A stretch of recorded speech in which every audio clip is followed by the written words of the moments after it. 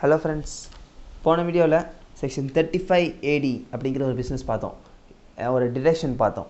இந்த வீடியோவில் section 35 CCA அப்படிங்கிற ஒரு எக்ஸ்பெண்டிச்சர் பார்க்க போகிறோம்.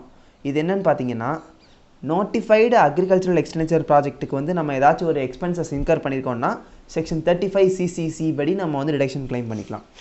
பார்த்தீங்கன்னா அசஸ்ஸி யாராக வேணாலும் இருக்கலாம், கம்பெனியாக இருக்கலாம், ஃபர்மாக இருக்கலாம், யாராக வேணாலும் இருக்கலாம்.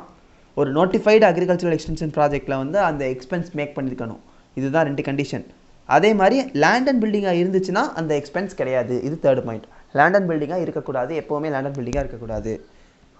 எவ்வளோ டிடக்ஷன் பார்த்தீங்கன்னா 150% டிடக்ஷன். 150% டிடக்ஷன் நம்ம கிளைம் பண்ணிக்கலாம்.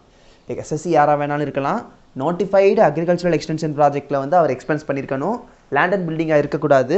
அப்படி இருந்துச்சுன்னா 150% டிடக்ஷனாக நம்ம கிளைம் பண்ணிக்கலாம். கம்பல்சரியாக புக்ஸ் ஆஃப் அக்கௌண்ட் மெயின்டைன் பண்ணணும், ஆடிட் பண்ணியிருக்கணும். இதெல்லாம் தான் வந்து செக்ஷன் 35 CCCக்கான பாயிண்ட்ஸ்.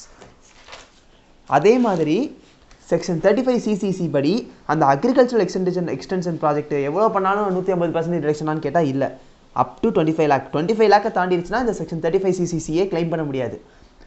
எலிஜிபிள் அசஸ்ஸி வந்து இந்த அக்ரிகல்ச்சரல் எக்ஸ்டென்ஷன் ப்ராஜெக்ட் பண்ணியிருக்கணும், பண்ணிவிட்டு அந்த புக்ஸ் ஆஃப் அக்கௌண்ட் மெயின்டைன் பண்ணியிருந்தாருன்னா 150% டிடக்ஷன் கிளைம் பண்ணிக்கலாம். ஆனால் எக்ஸ்பெண்டிச்சர் 25 லட்சத்தை தாண்டுச்சுன்னா அந்த டிடக்ஷனை கிளைம் பண்ண முடியாது. இதுதான் செக்ஷன் 35 CCCக்கான பாயிண்ட். ஏதாச்சும் டவுட்ஸ் இருக்குன்னா கமெண்ட் செக்ஷனில் கேளுங்க. மறக்காமல் சேனலை சப்ஸ்கிரைப் பண்ணிடுங்க.